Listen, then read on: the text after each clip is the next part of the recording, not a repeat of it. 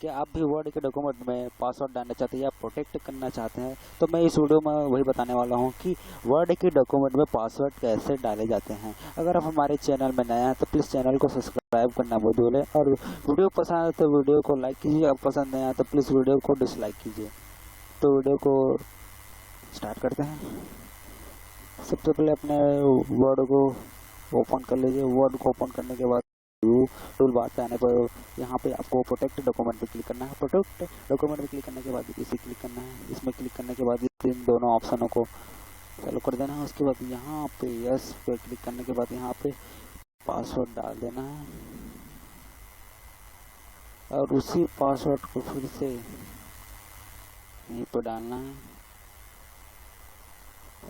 हो जाने के बाद यहाँ पे ओके पर क्लिक कर देना है।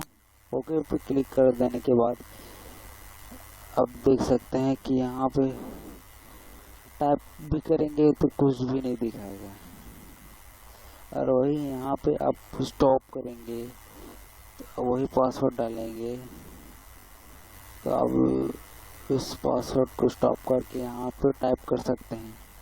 आप देख सकते हैं